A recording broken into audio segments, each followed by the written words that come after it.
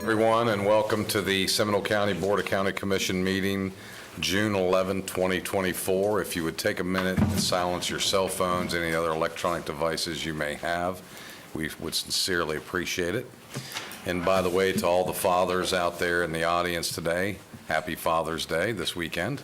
And we hope you have a joyous and get to visit with some of your children and family during this time. I know a lot of us are grandparents and parents, so it's a special time, just like Mother's Day.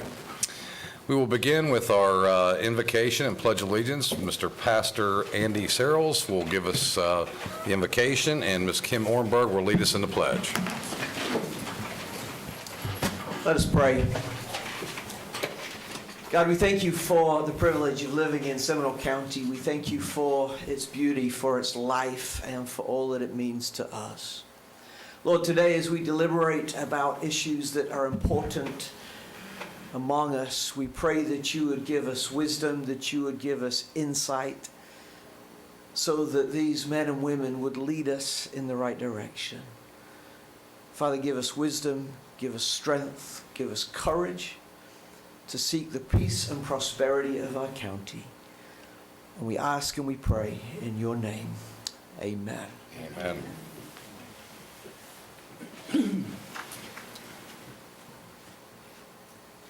Good morning. Please join me in the pledge.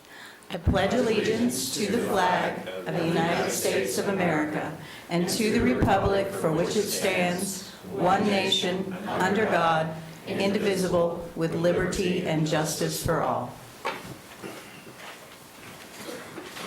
Thank you, Pastor Andy, and thank you, Ms. Ornberg. We appreciate that sincerely. Next, I'm going to ask the County Attorney, Ms. Kate Latour, to read into the record the rules for public participation. Good morning. Florida law provides that members of the public shall be given a reasonable opportunity to be heard on propositions before the Board of County Commissioners, except when the board is acting on emergency or ministerial matters or conducting a meeting exempt from the requirements of the Sunshine Law. Individuals shall be permitted 3 minutes each for public comment or 6 minutes when the individual is an official representative or of a formal association or group. The chairman may modify the maximum time for public comment at his sole discretion when appropriate. Public comments on quasi-judicial or other public hearing items will occur during the board's consideration of those items this afternoon. Public comments on pending procurement matters or on non-agenda items shall not be permitted at this time. Members of the public desiring to make public comment must fill out a speaker form and present the form to staff. Forms are available in the lobby. Thank you, Ms. Latour. For those that want to speak, if you have not already filled one of these out, fill one of these out, hand it to the clerk right here, Ms. Dominic, and you will need to fill out the item number that you desire to speak about on the consent agenda. We will move to the consent agenda next. Mr. County Manager, any changes or updates to the consent agenda? Thank you, Mr. Chairman and Commissioners. Just one item for a change. It's item number 32. I'm going to pull that, and we'll be bringing that back to the board. Number 32 is being pulled. Any questions or inquiries from the board? Seeing none, 32 is pulled.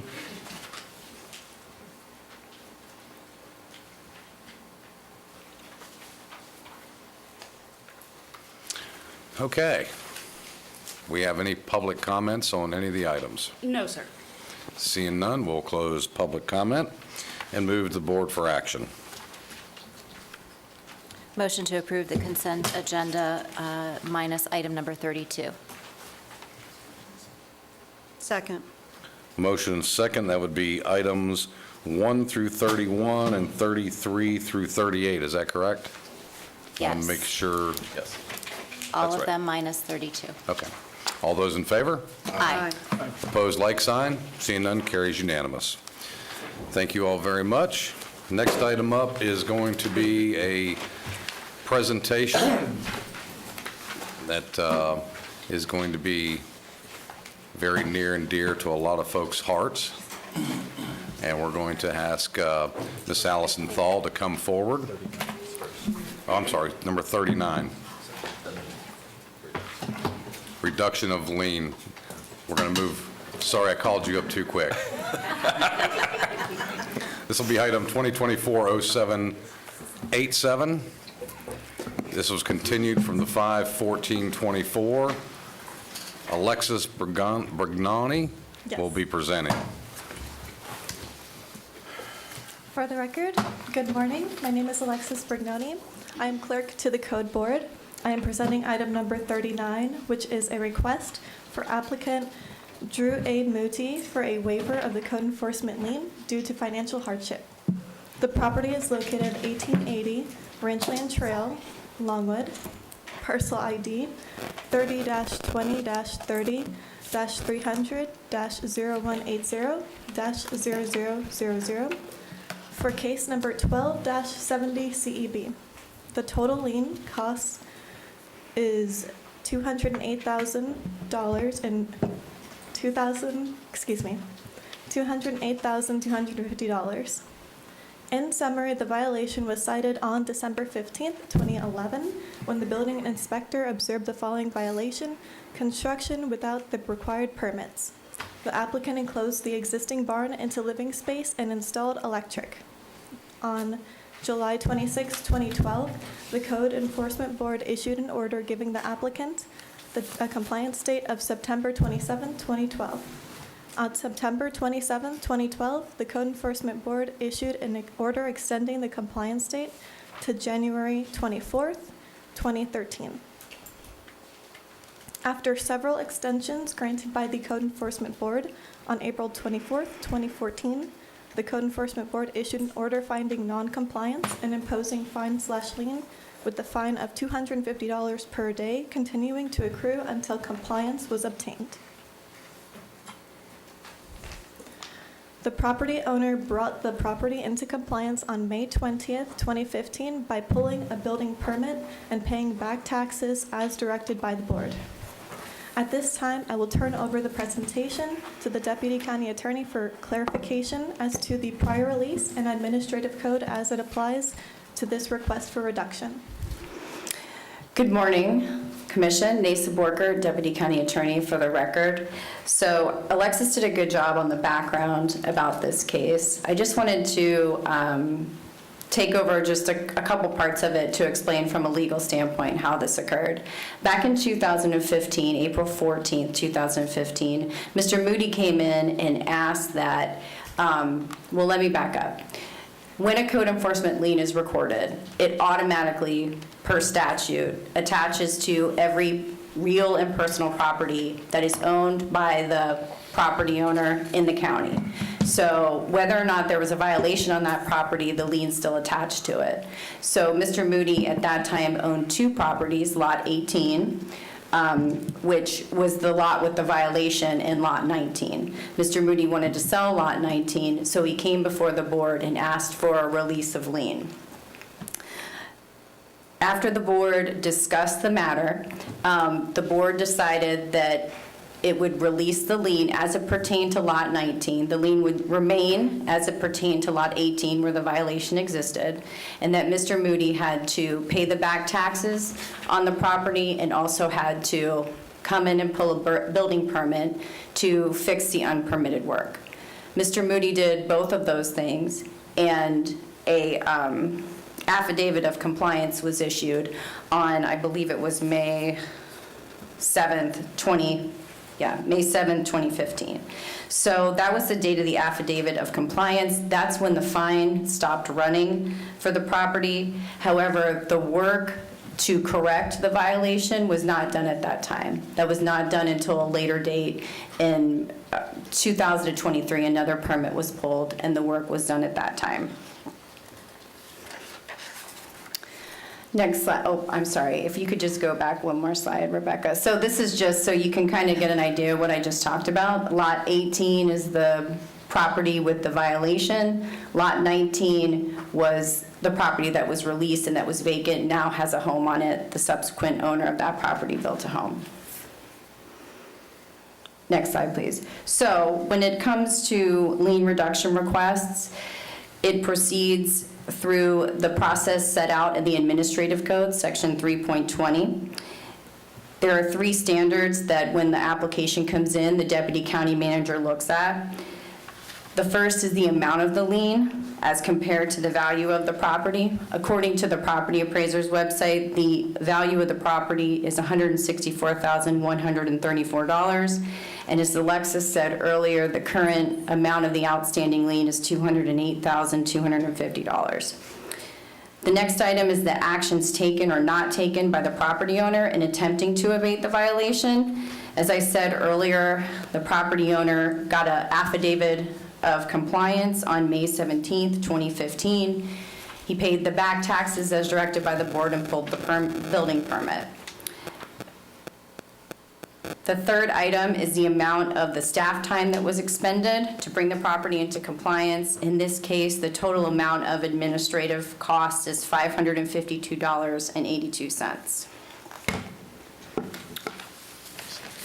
The next part of the process is that the deputy county manager comes here to the commission to present the information per the administrative code, and the board considers this information and makes a final determination.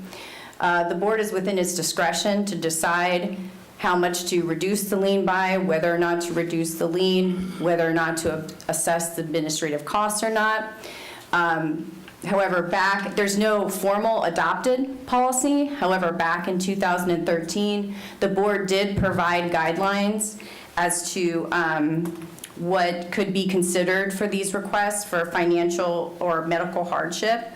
And this guidance is on page 1299 of your packet, of the agenda packet. And the guidance includes, as I said previously, consideration of medical and financial hardship for lien reductions, circumstances for administrative cost reductions, and 50% to 90% reductions. And so, as I said before, this is just guidance that the board put together some time ago as what could be considered when looking at these. Alexis, I'm finished. Unless anybody has questions. Thank you. As an additional note, a few years after this case, the building division stopped recommending the fine of $250 a day and is now recommending $50 per day for noncompliance. If the case was filed later, the lien would have been $28,700 at $50 a day. After reviewing the administrative code previously outlined, along with the guidelines provided by the board listing the criteria for recommendations of reductions, staff believes the applicant may qualify for a total reduction of fine. Staff has received and reviewed supporting documents such as bank statements showing the applicant's financial status and why the applicant cannot pay in total, property appraiser's valuation showing the value of the property is significantly less than the total lien amount due, as well as the record of the prior release approved by the board in 2015. Thus, the staff recommends the Board of County Commissioners approve a reduction of the Code Enforcement Board lien of $208,250 to the administrative cost of $552.82 for case number 12-70-CEB on the property located at 1880 Ranchland Trail, currently owned by Drew A. Moody, and authorize the chairman to execute the satisfaction of lien upon payment in full. If not paid within 30 days, the lien will revert to the original amount. That concludes my presentation. Thank you, Alexis. And if you don't mind, do you mind going back, the statement you made, if the fine had been started later? Yes. Can you explain that to us, what you mean by that? The 28, I think it was $28,000, give or take? 28,700. That is a great question. I will defer that to Liz Parkhurst Okay. as far as guidelines for building. Thank you.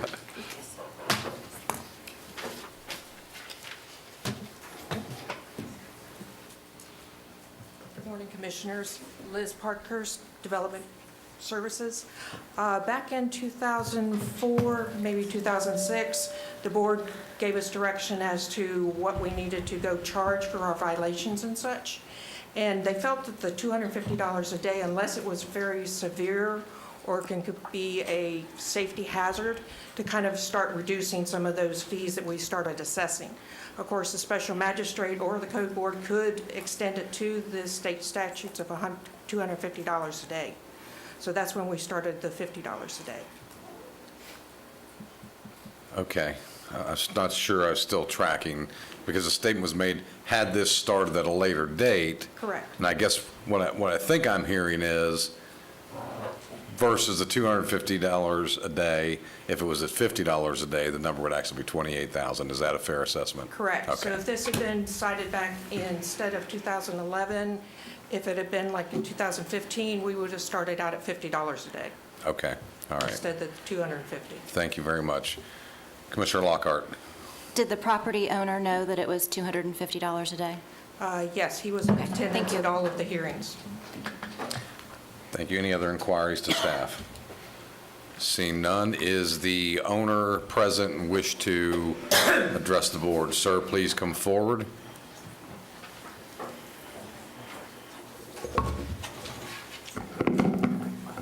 If you give us your name and address for the record, please. Good morning, my name is Drew Moody.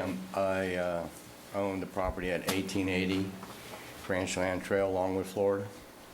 Okay, and that's your residence? No, sir, it is not. Okay. By the way, I just want to thank everybody for reviewing my case today. Thank you.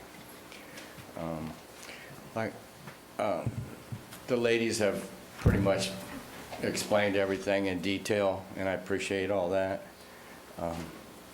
I'm just here hoping that y'all can work with me and reduce this fine. So it's in y'all's hands, so Okay. I've done what I could. Thank you, Mr. Moody. Any inquiries to the owner? No. Seeing none, thank you, Mr. Moody. If you'll have a seat, we appreciate you being here today. Madam Clerk, do we have any other speakers on this matter? Yes, sir. We have one, Michael Sorrell. Mr. Sorrell, if you would come forward, please. Give us your name and address for the record, please. Michael Sorrell, 290 Lazy Acres. I live around the corner from the property. I did construction for 37 years. I'm retired now. So when I found out about this, I've known him for 24 years. He's been my neighbor. And I said, look, I have experience. I can probably do this for hardly nothing, because I have a farm tractor and stuff. So we got a demolition permit because it was the easiest way than trying to bring this all into compliance, because it was too much. It would have been thousands of dollars to bring it to compliance, and he didn't have the money. And they rent a house from me right next to the property, and I know his financials aren't good, so I've been helping him, and we demolitioned everything. I called in, I waited for the inspectors and did everything for him. And during demolition, to give you an idea of his condition, he tried to help us, but 15 minutes out in the sun, and he has to sit down. He's not in condition to get a regular job. And, Same. or do, I'm still. I feel it already. I'm 57. I feel like I could still do a lot. Well, that's going to change in about Just 3 wait. years.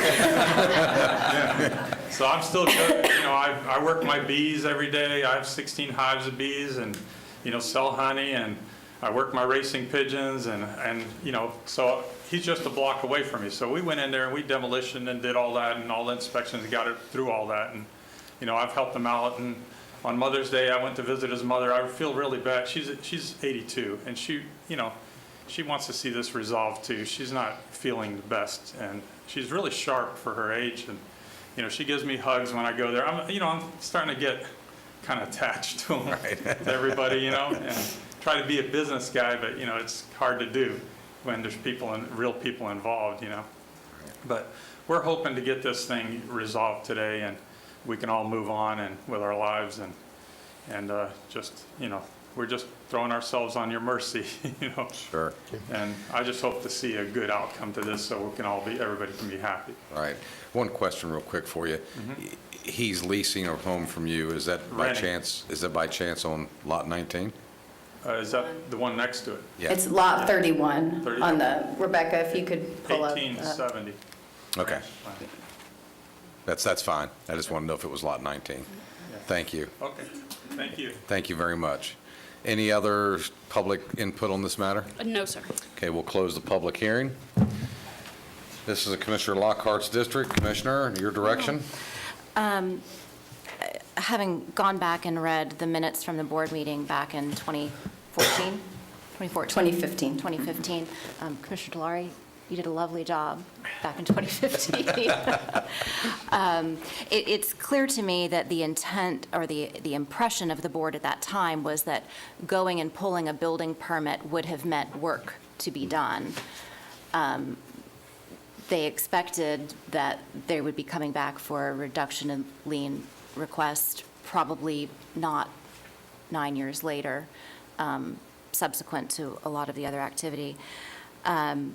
So I would make a motion that we reduce the code enforcement lien to $104,125 for case 1270 CEB on the property located at 1880 Ranchland Trail, Longwood. Second. Motion second. Any further discussion? Seeing none, all those in, whoop, I'm sorry, didn't see your hand there, it was blocked. Commissioner Herr. Just a question in terms of the calculation of the dollar amount. I used the table that was provided in the back of the item. I also took into consideration the most recent aerials that I've seen of the property, which, while there is no active code enforcement case on other items, there probably could be. And rather than go down that path and create more hassle, I just think there's been an opportunity over the last 9 years to bring this property fully into compliance, and it hasn't been done. And now that we're interested in selling the second piece of this property to Mr. Soreo, it appears to be a multi-step purchase that's occurring. Okay, thank you. Any other inquiries? Seeing, Commissioner Constantine. Let me just let me make sure. It's 104,125, is that what it is? So it's half.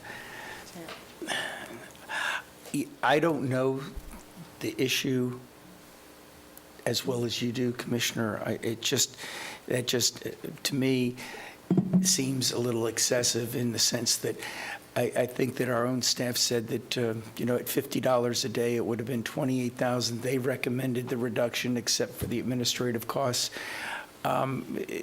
Is there, do you think not we would get the same results if we did it at the $28,000, or do you think that this is important that we do the $104,000? If I didn't think it was important, I wouldn't have made the motion the way that I did. Okay, I guess I was asking for a little bit more than that, a little bit more substance than that. I'd rather not get into a lot of the details because we are talking about families and the last 9 years of activity. Okay. Any further inquiries? All those in favor of the motion? Aye. Aye. Opposed, like sign? Hearing none, carries unanimous. Commissioner, I have a question just as a Yes. follow-up. Commissioner Herr? Not related to this specific issue, but it occurs to me, and I've been watching these numbers now for long enough that I feel fairly affirmed that I do not understand the calculation of the administrative cost. Is that legislated? No. Well, I was actually no. asking our attorney. No. So this is our own internal calculation, similar to the way we do a public records request calculation, et cetera. I would actually ask the county manager, we're spending more than $500 on this right this minute, between the number of people that have to touch it, the number of times it's been here. So the calculation is clearly not a good representative, yet we're leading with a number that is not representative of the true cost to the other taxpayers, which gives a false impression that it should be that low. Right. We really need to fix that. So to follow up on that, in 2020, when we gave amnesty during COVID for a lot of these issues, we actually directed staff to dig in and get, and if you watch the tape, I think you'll hear me say, all costs, all inclusive costs, FRS, the whole 9 yards, including the code enforcement officers, the cost of the vehicles, the cost of our admin staff, et cetera, et cetera. And we actually got that detail from the sheriff's office on the cost of the car per hour, the deputy, and so forth. So I'm not sure where that stands now, but this board made it pretty clear that was our expectation back then. Well, it was BD, right? So it was before Darren. Right. And you know what we could do is, as we go, as you know, we're reviewing the code enforcement process now anyway and how it's going. We can add this to that review, and because that will be ready for you in a couple months anyway. So we'll add that to the mix. And on that same note, we had the same discussion about the MSBU administrative costs and how they were not really reflective of the actual time that staff was spent, the amount of staff that was being spent on that.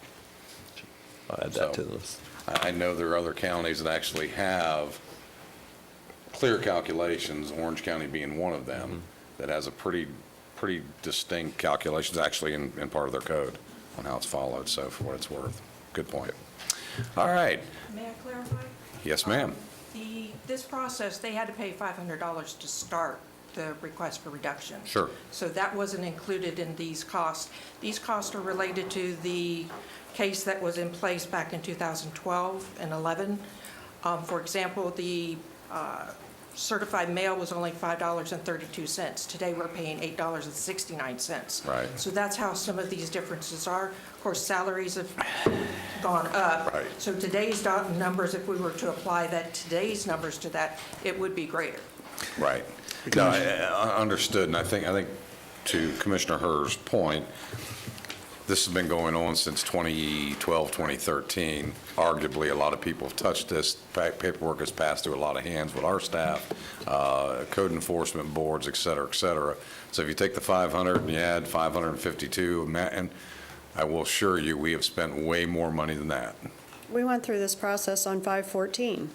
So Right. there's hours invested in prepping for that and that day. And so the 500 for me doesn't even add up to that. Right. So I think it's a calculation issue, but I do appreciate that this is, old information, old calculation basis. Not all things are being considered, is my suspicion. Thank you all very much. Appreciate it. Oh, I'm sorry, Commissioner Lockhart. That's okay. As we talk about code enforcement and looking at the big picture, I think we do have to be clearer in our expectations that right now, bringing something into compliance doesn't require action. It requires a permit, but it doesn't require action on the permit. And I think that's a problem. Because if the intent is compliance, pulling a permit does not create compliance unless we say that all you have to do is pull a permit. And that's, that doesn't get us where we need to be. So that, I think maybe it's a distinction without a difference, but. But the permit's only good for so long if you have not done work, and you can only renew it, I think, once or twice. So I don't disagree. There needs to be some cross-communication on how that can be worked out. Right. And the continued follow-up that's necessary that's a whole nother conversation. But I just wanted to add that in as a part of the ongoing conversation about code enforcement to Seminole County. I'm just going to point out that that's a dashboard-worthy item. Commissioner Constantine. I just want to reiterate the fact that this has been an ongoing thing that needs to be corrected. I think every single time something like this comes up, I ask the staff, this doesn't look right, this is too low in my staff agenda briefings, and each time they say, yeah, it's probably a little low. The fact of the matter is that we have asked for this direction continually. Commissioner Herr's correct, it was BD. But I think it's time that we really get some movement on staff on this. Great. Anything else? Very good. Thank you all very much. Next item up is going to be item 40.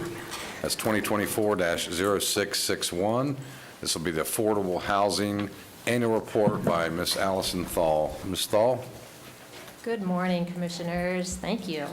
Let me make sure we're going in the right direction here. So for the record, Allison Thal, Community Services Director. Older women are often perceived as difficult to turn on. There you go. What? Say what? Are you talking about me? That was a good presentation. Senior.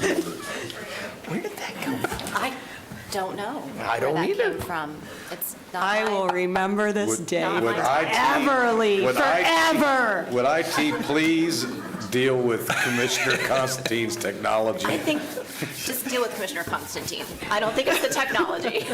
I think you have to touch something. I'm sorry. Okay, Ms. Thal, let's try this again. From the top. Glad I made everybody happy. And trust me, I'm certain this was not directed towards you. Okay, I'm not sure if I should say thank you or wasn't sure where that was going. None of us were. We were all going, stop it already. That was great, thank you. Okay, so I'll start at the top. Good morning, Commissioners. For the record, Allison Thal, Community Services Director. So I am actually here this morning to provide our Attainable Housing update. I'm going to whisk you guys through the past 4 years, which are going to include something old and something new, and how we've been spending our grant funds and some of the amazing partnerships that we have been able to grow. So our agenda starts with what I consider the root of our Attainable Housing program, the Attainable Housing Strategic Plan. Moving on, I'm going to share with you a number of firsts that have taken place, including engagement with both our for-profit and nonprofit developers. Habitat for Humanity, who are actually with us this morning, you are going to hear from shortly as well. And then I'm going to wrap up with our compliance requirements, a financial overview, a quick recap, and our accomplishments and our next steps. The Attainable Housing Strategic Plan that was authored by Rebecca Hammock and finalized in November of 2022 truly became the roots from which the Attainable Housing Program has grown. 4 of the key takeaways from the strategic plan we've been able to fully embrace. With the assistance of the Land Management Office and Public Works, we've been able to create a land bank. 2 ordinances later, we now have a formal general housing trust fund, as well as the authority to engage directly with community land trusts. Additionally, in collaboration with Development Services, we participate with their staff for the implementation of the Impact Fee Reimbursement Program. So as I mentioned earlier, we have experienced a number of firsts, 6 to be exact. Based on my tenure, which was 4 years in March, and from what I've gleaned from existing staff, we've been able to, number 1, establish a proper county land bank that currently holds 15 properties available for development. We work closely with land management to identify potential lots, and ultimately, these lots are deeded to nonprofit organizations to construct attainable units. 2, with the creation of the General Housing Trust Fund and recurring annual budget allocations, we have roughly $1.5 million available to assist in underwriting the cost of developing attainable housing. 3, we have contracted with Marion County Habitat for Humanity, their community land trust, to implement our inaugural community land trust pilot program. We have selected 3500 Sanford Ave, something old, into 5 single-family homes that will be constructed and available for purchase.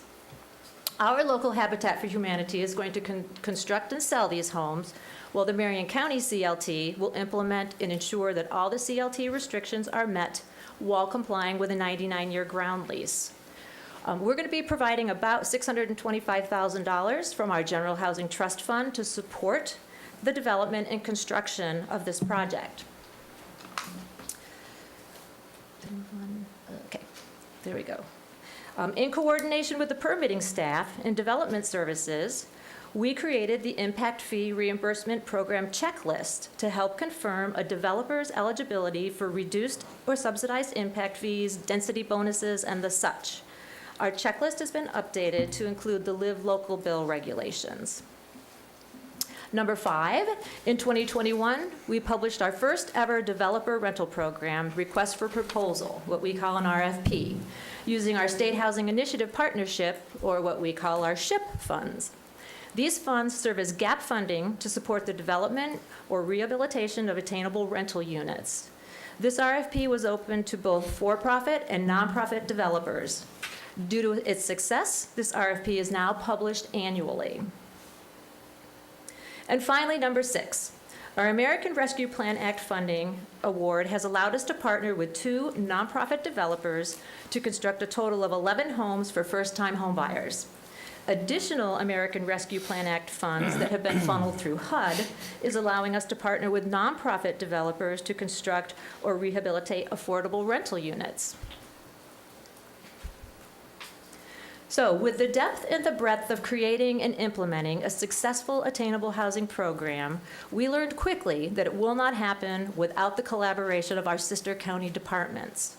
So aside from our involvement with development services and our partnership with Public Works Land Management, we have also deeply engaged ourselves in the county attorney's office. So the attorneys, and yes, we work with several of them, have created no less than 6 unique agreements that ensure that both our subrecipients and us remain in compliance. We have also found that opening the lines of communication with for-profit developers results in strong and bountiful returns. Mr. Brett Green, who's president of Archway Partners, who's with us this morning, wave in the back, Brett, perfect,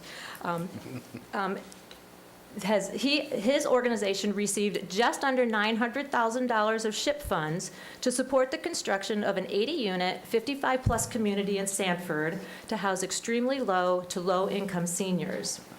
With $100,000 of home funds, the Sanford Housing Authority and Wendover Housing recently opened Phase 2 of their multifamily development called Somerset Landing. Additionally, Banyan Development Group and Atlantic Housing Partners are both recipients of SHIP funds for their most recent attainable housing projects. Banyan received just under $500,000 to apply toward their 92-unit complex in Altamont Springs. Atlantic Housing Partners received $1 million of our SHIP funds as gap funding for their 146-unit complex in Sanford. All 4 of these new attainable housing complexes are subject to a 50-year affordability restriction period. Although perhaps on a bit smaller scale, our nonprofit developers are equally as critical to the creation and sustainability of attainable housing. Central Florida Home for Good has been awarded just over $500,000 of our home funds to serve as gap funding for their 10-unit rental complex. Specs, which is owned and operated by Mr. R.T. Hillary, who has also joined us this morning, is one of the 2 nonprofit developers to receive a portion of our American Rescue Plan Act funding. We awarded Specs a $1 million line of credit to construct 5 single-family homes for purchase in Midway. Upon the sale of these homes, it is anticipated that about $600,000 in program income will be generated and up to 2 more homes will be built. Each of these homes will carry a 30-year deferred mortgage and note to ensure continued affordability. Habitat for Humanity is our second developer to receive $1 million of our American Rescue Plan Act funding. They are developing Leadership Point, 6 single-family units in Sanford that are also for purchase. Upon the sale of these homes, it's anticipated that about $800,000 in program income will be generated and up to 3 more homes will be built. So speaking of Habitat, I would now like to turn the podium over to Penny Cedar, CEO of Habitat for Humanity Apopka Seminole, to share with you some of Habitat's achievements.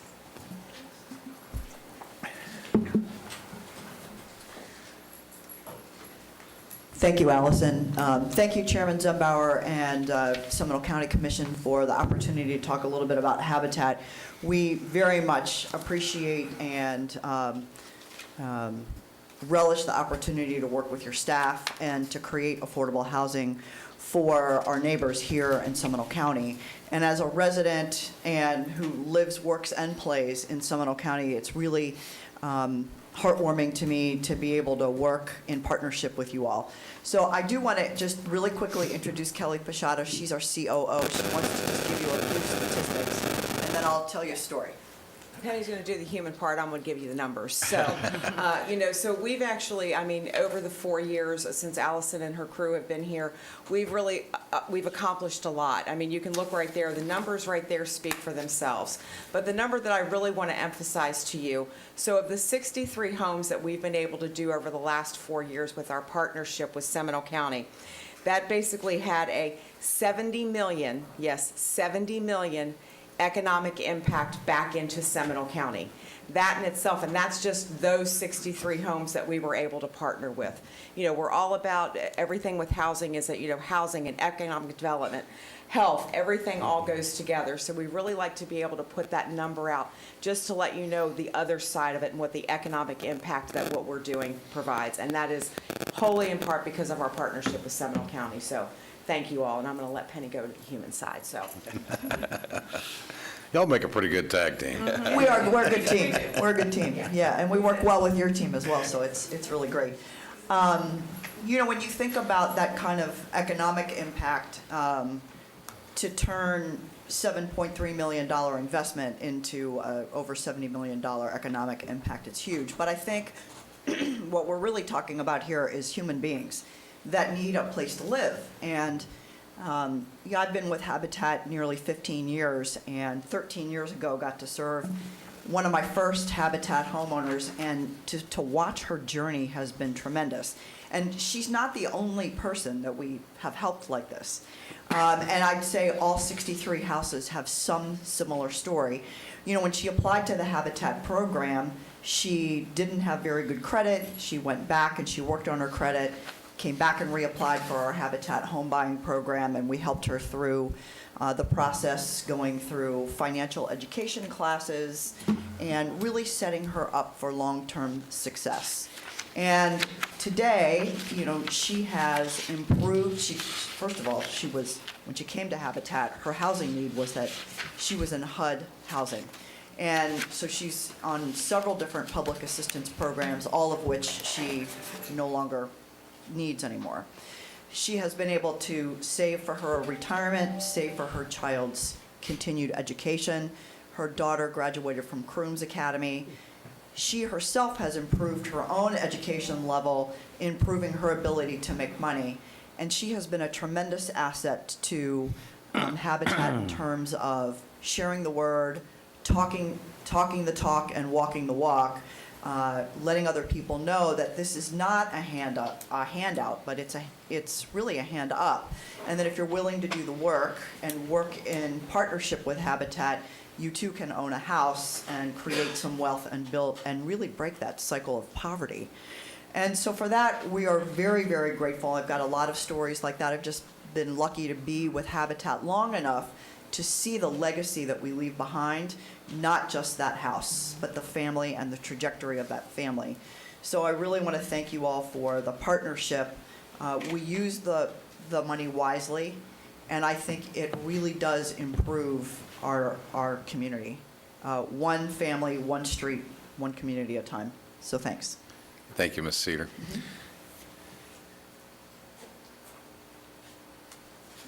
Thank you, Penny, and they truly are an amazing partner. So now, behind the scenes of all the RFPs, the NOFAs, the subrecipient agreements, the developer rental agreements, we are also required to ensure that each of our partners are in compliance with the regulations pertaining to each of their respective funding awards. We do so by conducting annual on-site unit inspections and tenancy compliance. Currently, we are monitoring in excess of 280 units with restricted use covenants.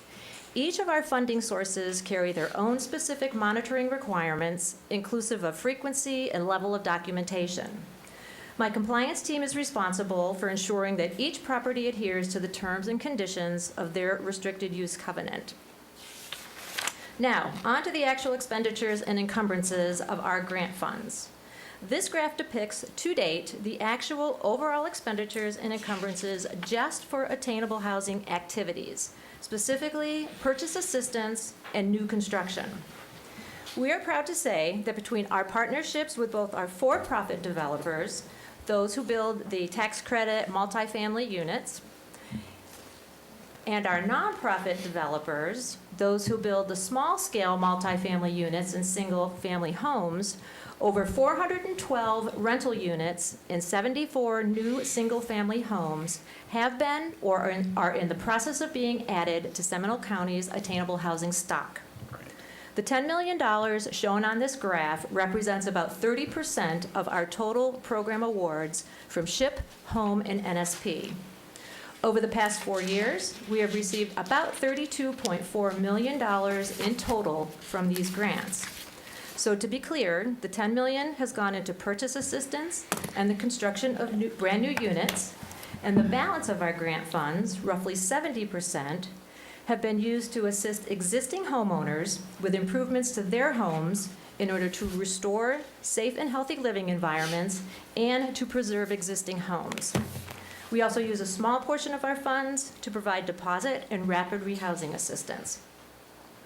So in summary, our accomplishments at a glance include our 6 county firsts, $10 million contracted out and spent on Seminole County attainable housing projects, resulting in 412 new rental units, 74 new homes, and from our compliance side of the house, 280 and counting rental and single-family homes with RUCs that are monitored regularly.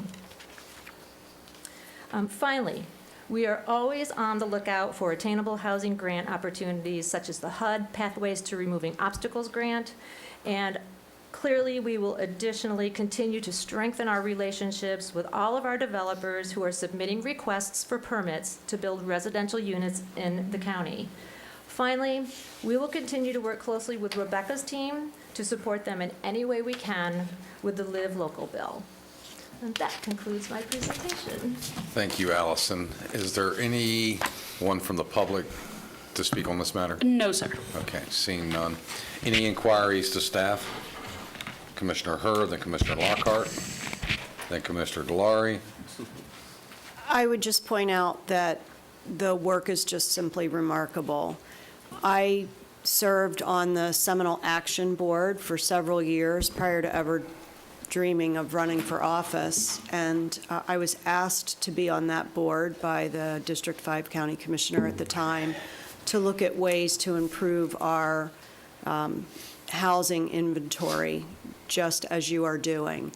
It was a group of community leaders that came together that quite honestly couldn't figure it out. We had CEOs in the room from multiple organizations, and we made Pathway. It was Worley Park was an output of that group. But what we did realize was that we really expected the county to invest in the staff that could change the trajectory for the county, and they found you, and we are blessed. Well said. Commissioner Every now and Lockhart. then, even though I'm an old woman. I think you're a very young woman. Thank you. So, Allison, great job with everything, you and the entire team. I think you've taken, honestly, what is probably not enough resources and absolutely, we've got a fishes and loaves thing going on, which is incredibly remarkable. One of the things I want to highlight, and I picked up on a word in your presentation on the department collaboration slide, and it's the bullet point, ongoing development of process to review and recommend potential attainable housing lots. Ongoing to me means we haven't totally figured that out yet. And so anything that this board can do to encourage various departments through the county manager to come up with whatever that process is so we can nail that down and make sure that all of the property owned by this county, by the taxpayers of this county, is reviewed, and if it's eligible, be put in the mix, because I feel like we're struggling with that a little bit. So that's my nice way of saying, Get it done. Get in gear. get it together.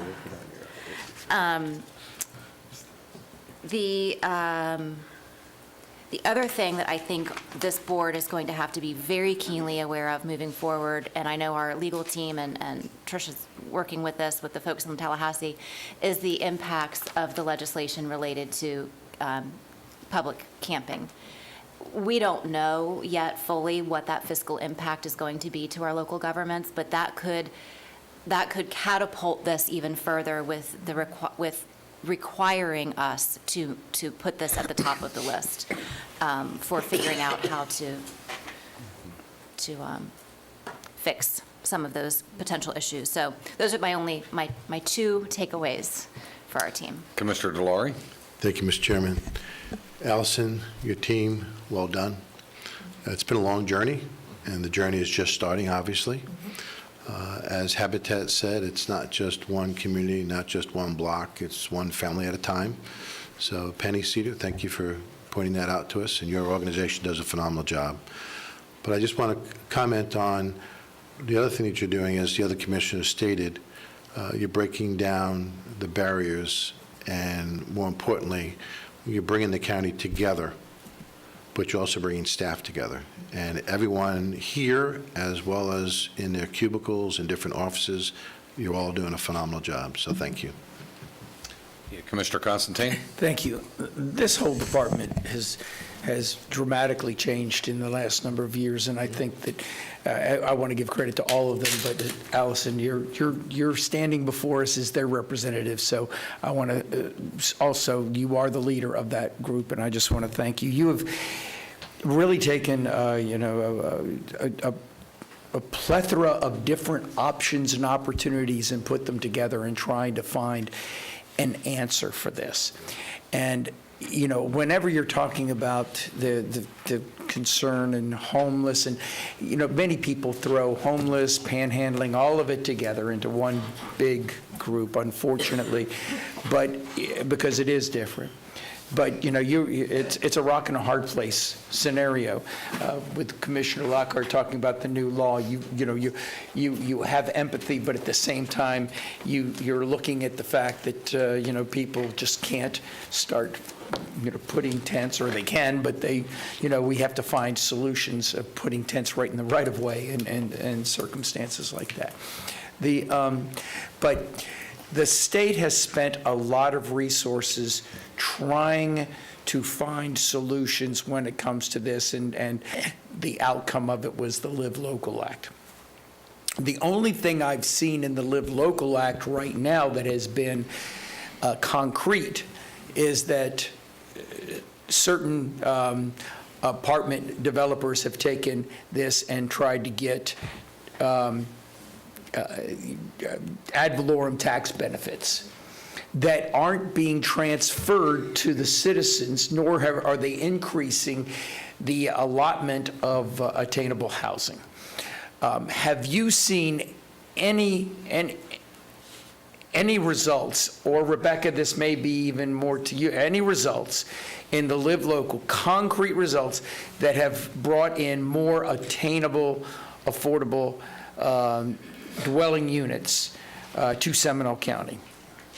Rebecca nodded her head no.